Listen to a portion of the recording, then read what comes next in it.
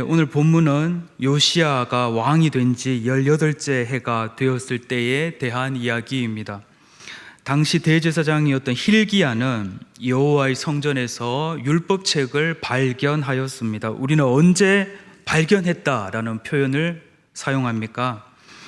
책상 위에 올려져 있던 성경책을 보았다라고 하지 성경책 발견했다 이렇게는 하지 않습니다. 예배당 위에 놓여있는 성경책 찾았다라고 하지 발견했다라고 하지는 않습니다. 미처 찾지 못했거나 오랫동안 감추어져 있던 무엇을 찾았을 때 우리는 발견했다라고 하지요. 오늘과 똑같은 사건을 기록했던 이 역대하 34장에서도 백성들이 여호와의 전에 헌금했던 돈을 꺼낼 때 제사장 hil기야가 모세의 율법책을 발견했다고 기록합니다. 무슨 말입니까? 이 나라가 그동안 오랫동안 이 하나님의 율법과는 관계없이 살았다라는 것을 말해주고 있습니다. 오랫동안 이 나라 백성들이 왕조차도 이 율법책을 읽지 않았다라는 것을 말해주고 있습니다. 여호와 하나님 율법책이 없으니 어떤 세상이 됩니까? 모두가 자기 소견에 옳은 대로 행하는 세상, 혹은 권력자, 권위자의 말씀 따라 살아가는 세상. 여호와 하나님의 말씀은 어디 있습니까? 오랫동안 실종되었습니다. 그런 세상에서 살아왔습니다. 제사장 hil기야는 여호와 율법책을 발견하고 서기관 사반에게 주었습니다. 사반은 그 책을 왕에게 가져와서 왕 앞에서 읽습니다. 오늘 본문 11절은 대사장 hil기야가 여호와의 전에서 발견했던 여호와 율법책의 말씀을 서기관 사반을 통하여 왕이 들었을 때 왕에게 어떤 일이 일어났는가에 대한 기록입니다. 오늘 11절입니다. 왕이 율법책의 말을 듣자 곧 그의 옷을 찢으니라. 왕은 여호와의 말씀을 들으면서 여호와 하나님의 관점, 하나님의 마음으로 세상을 바라보게 되었습니다. 여호와 하나님의 마음으로 이 세상 문제를 느끼게 되었습니다. 곧 왕은 현재 자신의 나라에 닥쳤던 이 모든 일들이 힘이 없어서도 아니고 외교를 하지 못해서도 아니고 오직 여호와 하나님을 무시하고 하나님 말씀을 업신여기고 여호와 하나님께서 그의 종 모세를 통하여 기록한 이 모든 율법을 왕인 나부터 버렸기 때문에 이 모든 일들이 이 나라에 닥쳤다는 것을 깨닫게 되었던 것입니다. 열왕기하 22장 13절 말씀입니다. 너희는 가서 나와 백성과 온 유다를 위하여 이 발견한 책의 말씀에 대하여 여호와께 물으라. 우리 조상들이 이 책의 말씀을 듣지 아니하며 이 책에 우리를 위하여 기록된 모든 것을 행하지 아니하였으므로 여호와께서 우리에게 내리신 진노가 크도다. 왕은 하나님의 율법을 듣고 깨닫게 됩니다. 우리가 이 말씀을 듣지 않았구나. 우리가 이 말씀대로 행하지 않았구나. 그래서 이 모든 일들이 우리에게 일어났구나. 이와 같이 우리 하나님의 말씀은 우리로 하여금 성장하게 하고 성숙하게 합니다. 우리가 어릴 때는 아무것도 보이지 않다가 장성한 자가 되면 비로소 보이기 시작하고 깨닫기 시작하는 것과 꼭 같습니다. 히브리서 5장 11절 말씀을 제가 읽어드리겠습니다. 잘 들어보세요. 멜기세덱에 관하여는 우리가 할 말이 많으나 너희가 듣는 것이 두나무로 설명하기 어려우니라.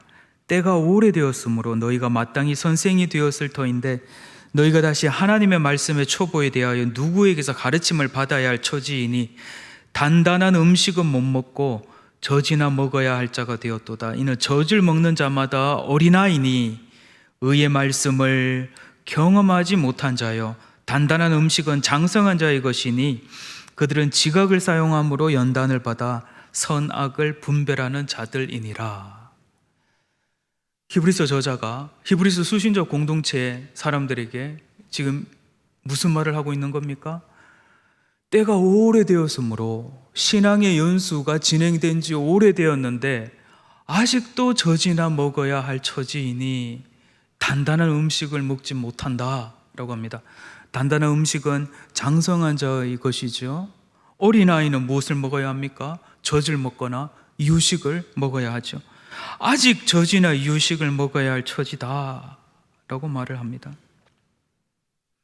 의의 말씀을 아직도 제대로 경험하지 못했다 라고 말합니다.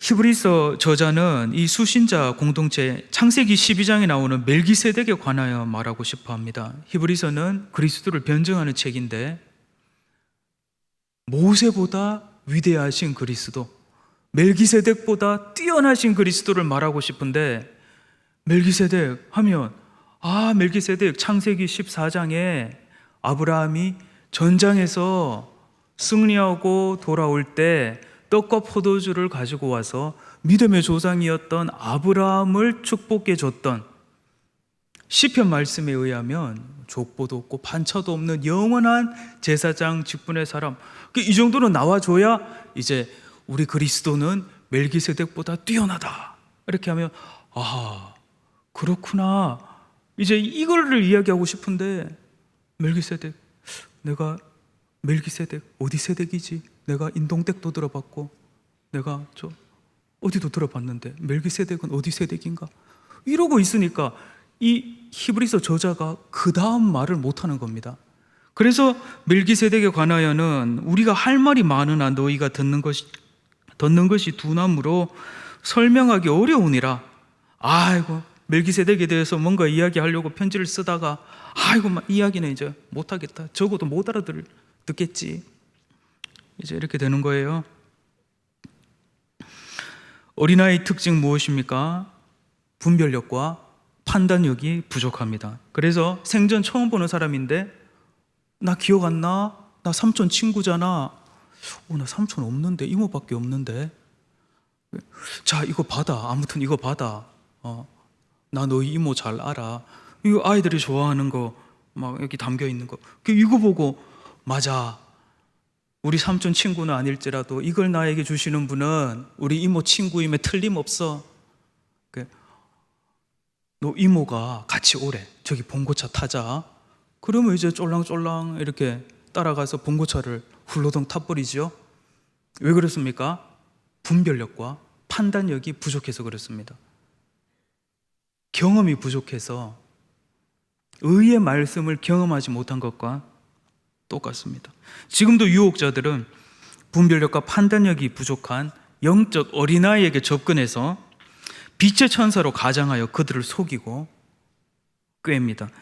교회 직분, 신앙 연륜, 나이가 영적 성장, 영적 성숙도를 보장하지 못합니다.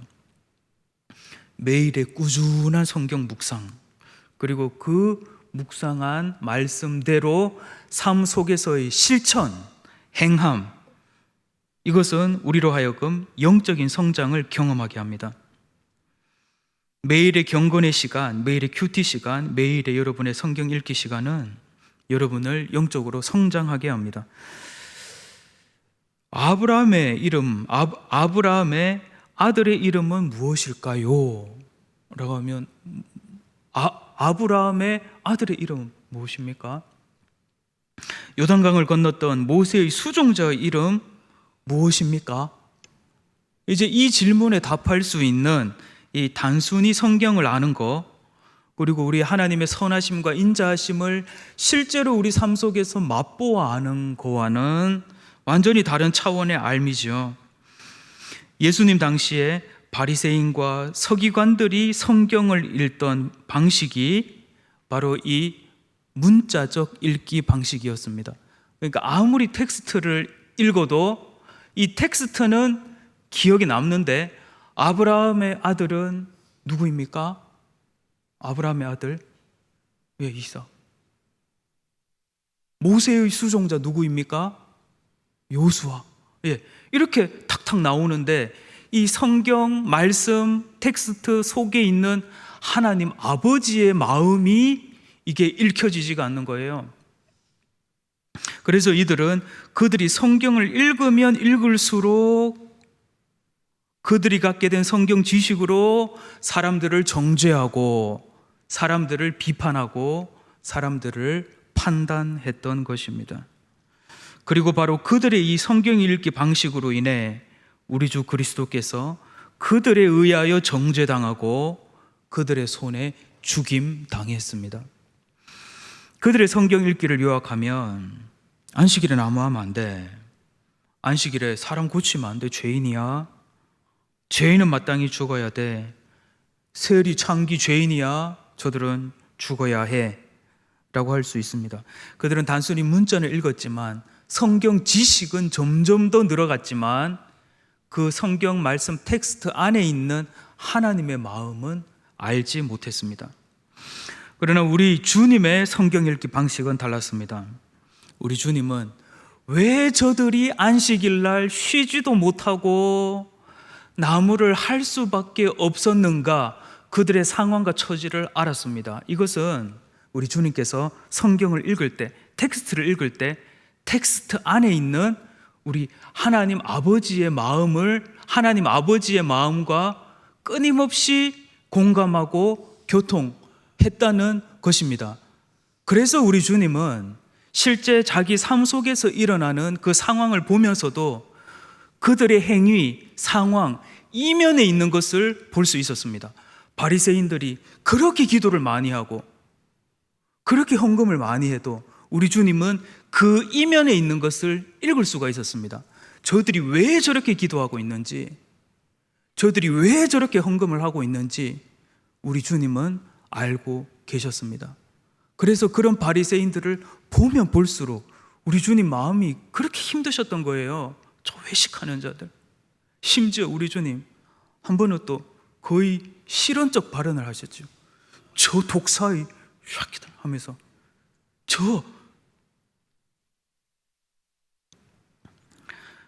우리 주님은 성경 말씀 문자 속에 담긴 우리 하나님 아버지 마음을 깨닫고 이해하고 느끼는 데까지 이르렀습니다.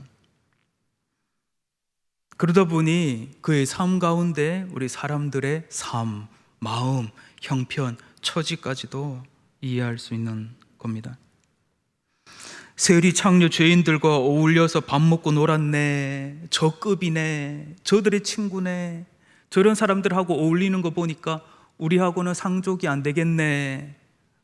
이런 성경 읽기 방식과는 다릅니다. 하나님 말씀 제대로 읽는 삶이 어떤 삶인지, 왜 그들이 이런 삶을 살 수밖에 없는지, 그리하여 마음 둘 곳 없고 몸 하나 의지할 곳 없는 사람들 진정한 친구가 되어주는 삶을 살아가셨던 성경 읽기는 완전히 다른 방식의 성경 읽기였습니다. 이것은 지각을 사용함으로 선악을 분별하게 되는 것입니다. 우리도 이 성경이 있습니다. 종교개혁의 열매이죠. 물론 그동안 축적되었던 과학과 기술의 열매이기도 했습니다. 그동안 인쇄술 등, 그동안 그리고 많은 인문학의 발전 등 종교개혁이 일어날 수 있는 충분히 이 상황이 조성되었죠. 영적 암흑기라고도 표현되는 이 중세교회, 우리가 오늘 가지고 있는 이런 자국어 성경이 없었습니다. 심지어 당시 교회에서 드려졌던 예배조차도 자국어로 진행되지 않았습니다. 라틴어로 진행되었습니다. 종교개혁자 루터는 당시 아우구스티노의 수사였고 비르텐베르크 대학의 교수였죠. 그는 성경을 읽고 이해할 수 있었습니다. 자국어로 번역된, 독일어로 번역된 성경은 없었지만 히브리어로 구약을 읽고 헬라어로 신약을 읽고 라틴어로 구약 신약을 읽고 할 수 있었습니다. 그래서 그는 성경을 읽고 연구할 때마다 오늘 본문의 요시야 왕과 같이 그의 마음의 옷을 찢을 수밖에 없었습니다. 왜 지금 이 로마 교황청 왜 이러고 있지? 왜 오늘 가톨릭 교회가 왜 이러고 있지?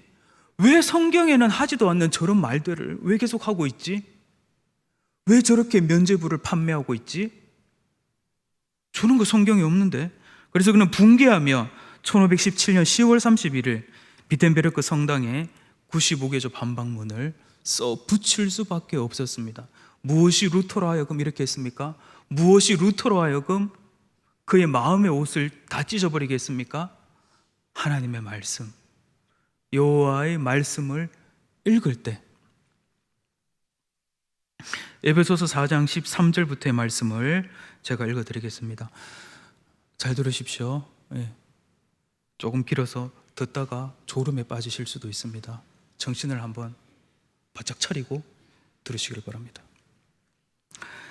에베소서 4장 13절, 우리가 다 하나님의 아들을 믿는 것과 아는 일에 하나가 되어 온전한 사람을 이루어 그리스도의 장성한 분량에 충만한 때까지 이르리니, 이는 우리가 이제부터 어린아이가 되지 아니하여 사람의 속임수와 간사한 유혹에 빠져 온갖 교훈의 풍조에 밀려 요동하지 않게 하려 함이라. 오직 사랑 안에서 참된 것을 하여 범사에 그에게까지 자랄지라. 그는 머리니 곧 그리스도라. 이렇게 자라야 한다, 자라라, 성장해야 한다 말씀하시죠. 우리 자녀가 자라지 않으면 부모의 마음이 어떻습니까? 어렵습니다. 너무너무 힘이 듭니다.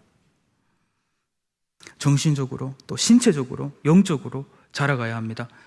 아기가 엄마의 젖을 듬뿍듬뿍 충분히 먹으면서 무럭무럭 자라가는 것처럼 우리는 영적인 순전하고 신령한 젖인 하나님의 말씀을 듬뿍듬뿍 먹음으로 그렇게 자라가고 성장해 갑니다. 베드로전서 2장 1절 말씀입니다.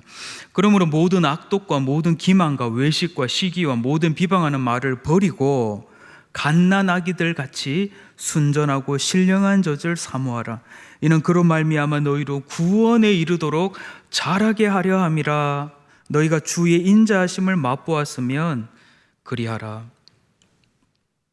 말씀을 단순히 알고 있는 거, 그리고 그 말씀 텍스트 안에 있는 하나님의 마음까지 닿는 거, 이거는 그래서 나의 삶 속에서 하나님 말씀 따라 살아가는 거, 이거는 완전히 다른 차원의 문제입니다.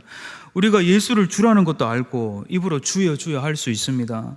그러나 주님께서는 단순히 내가 주님, 내가 하나님이라는 걸 알고 주여 주여 한다고 천국에 들어가는 거 아니라고 하셨습니다. 심지어 예수님 이름으로 귀신도 쫓아내고 병도 고치고 했을지라도 너는 나와 상관없다 라고 할 수 있다고 주님께서는 말씀하십니다. 마태복음 7장 21절 말씀입니다. 나더러 주여 주여 하는 자마다 다 천국에 들어갈 것이 아니요 다만 하늘에 계신 내 아버지 뜻대로 행하는 자라야 들어가리라. 그날에 많은 사람이 나더러 이르되 주여 주여 우리가 주의 이름으로 선지자 노릇하며 주의 이름으로 귀신 쫓아내며 주의 이름으로 많은 권능을 행하지 아니하였나이까 하리니, 그때에 내가 그들에게 밝히 말하되 내가 너희를 도무지 알지 못하니 불법을 행하는 자들아 내게서 떠나가라 하리라. 여기서요, 내게서 떠나가라 라고 예수님께서 말씀하셨던 사람들, 어떤 일을 행했습니까? 주님의 이름으로 귀신을 쫓아냈습니다. 주님의 이름으로 선지자 노릇도 했습니다. 그런데 이들이 그러면서 무엇을 했습니까? 불법을 행했다고 합니다. 주님 이어서 말씀하십니다. 그러므로 누구든지 나의 이 말을 듣고 행하는 자는, 이 말을 듣고 행하는 자, 그 집을 반석 위에 지은 지혜로운 사람 같으니 비가 내리고 창수가 나고 바람이 불어 그 집이 부딪히되 무너지지 아니하나니 이는 주추를 반석에 놓은 까닭이요 나의 이 말을 듣고 행하지 아니하는 자는 그 집을 모래 위에 지은 어리석은 사람 같으리니 비가 내리고 창수가 나고 바람이 불어 그 집에 부딪힘에 무너져 그 무너짐이 심하니라 라고 말씀하십니다. 그래서 행함이 없는, 순종함이 없는, 실천함이 없는 성경 읽기, 성경 통독, 십독, 백독은 여러분을 그만큼 더 빨리 예수님 시대의 바리새인, 서기관처럼 만들 뿐입니다. 쉬는 시간 이어폰을 꽂고 유튜브를 틀어서 설교를 하루에 20시간 들을지라도, 심지어 잠을 자는 8시간, 9시간도 설교를 틀어놓을지라도 그의 삶 가운데 들은 말씀에 대한 순종이 1도 없고 단 한 번도 없고 그냥 은혜롭구나 하하 한 번씩 웃다가 나중에는 다른 사람을 향한 정죄의 손가락만 더 길어지고, 예수님 시대 때 서기관 바리새인식 성경 읽기 방식, 성경 듣기 방식입니다. 우리 주님은 그들을 엄히 경계하셨습니다. 그리고 바로 여기에 저를 포함한 우리 기독 교사들이 쉽게 빠지는 바리새인 서기관적 착각이 있습니다. 그건 뭐냐 하면 내가 알고 있으니 내가 살고 있다고 착각하는 겁니다. 심지어 내가 이 말씀을 가르치고 있으니 나는 이 말씀을 살고 있다고 착각하는 겁니다. 오늘 이 자리에서 누가 가장 크게 착각하고 있겠습니까? 저는 저라고 생각합니다. 이 말씀을 전하고 있으니까 제 스스로 이 말씀대로 살고 있겠지, 행하고 있겠지, 예수님 성경 읽기 방식대로 읽고 있겠지. 제가 저를 이렇게 돌아보면서 저 자신이 알고 있다고 또 전하고 있다고 착각하고 있었구나.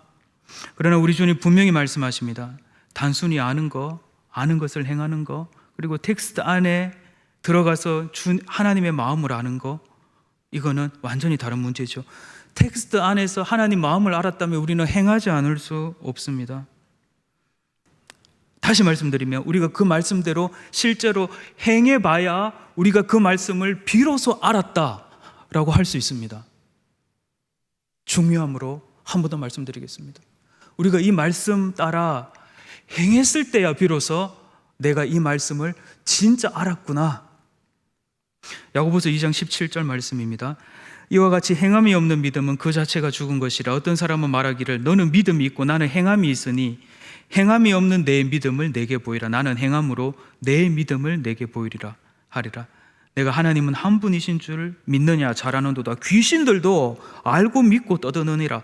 아하, 허탄한 사람아, 행함이 없는 믿음이 헛것인 줄을 알고자 하느냐? 오늘 우리 삶에도 이런 요시야적인 율법 발견이 있기를 원합니다. 말씀 읽으면서 아버지 하나님의 마음이 좀 느껴지면 좋겠습니다. 엄마는 생선머리가 제일 맛있다. 엄마는 생선머리만 먹을게 하는 거는 이건 뭡니까? 나중에 엄마가 힘이 없어서 요리를 못할 때 엄마한테는 생선머리만 가져와라. 엄마가 가장 좋아하는 생선 부위를 말씀하시는 겁니까? 아니죠. 매일 식사 자리에서 이렇게 표현하시는 자식 사랑인 것입니다. 어릴 때는, 어린아이 때는 우리 엄마 저 생선물이 뭐 좋아하시네. 근데 장성한 자가 되면 비로소 이해되고 깨닫게 되죠. 연애할 때 여자애인이 오빠 추워 이렇게 하면 그의 체온의 객관적인 진실을 말하고 있습니까? 아니면 그 말 안에 있는 사랑의 온도를 말하고 있는 겁니까? 온 가족들이랑 모여서 온 가족 해봐야 4명 이렇게 치킨을 먹으면서 아빠 엄마는 40년 동안 치킨 다리를 너무 많이 먹었어. 아빠 엄마가 먹고 버린 치킨 다리 줄 세우면 여기서 서울까지 갈걸?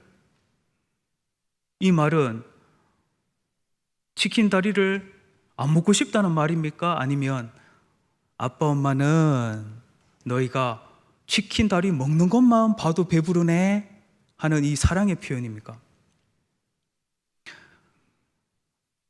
아빠 엄마 그 말하는 텍스트 안에 있는 마음을 알게 된 아이는 이렇게 기도하게 될지도 모릅니다. 하나님, 치킨 다리가 4마리가 되게 해주세요. 하나님, 닭이 다리가 4마리가 되게 해주세요. 말씀을 읽으면서 형제 자매들이 보이기 시작하고 말씀 읽으면서 세상이 보이는 은혜가 있기를 바랍니다. 우리 주님 성경 읽기 방식, 당시 사람들의 삶이 보였지요. 안식일에도 고침받지 못하고 죄인으로서 당시에 심한 중병을 든 사람은 그들의 신학에 의하면 심한 죄에 빠져 있는 사람이었습니다. 아니, 내가 지은 죄가 없는데, 우리 아버지도 지은 죄가 없는데 왜 나에게 이런 일이 일어나는가? 주님은 그들을 안식일에 고쳐버리신 겁니다. 왜 안식일에도 쉬지도 못하고 나무를 하러 갈 수밖에 없는지 주님은 그들 형제 자매들의 삶을 읽으셨습니다. 때로는 말씀 읽을 때 요시야 왕과 같이 마음의 옷이 찢어지는 역사가 오늘 저와 여러분에게도 있으면 참 좋겠습니다. 때로는 말씀 읽다가 어떤 루터적 그런 의분이 일어나서 비텐베르크 성당에 95개조 반박문이 적히는, 물론 막 실제로 적으라는 말씀은 아닙니다. 이런 은혜가 여러분에게 있기를 바랍니다. 개혁된 교회는 매일 개혁되어야 합니다. 그리고 개혁 교회의 구성원인 우리는 날마다 하나님 앞에서 우리 삶 전체가 개혁되어야 합니다. 개혁된 우리 삶의 증거는 우리 삶 속에서 나타나게 될 것입니다. 오늘 우리를 불러주신 우리 하나님의 높고 거룩한 뜻이 이번 한 주도 우리들 삶 가운데 가득하기를 예수님의 이름으로 간절히 축원합니다.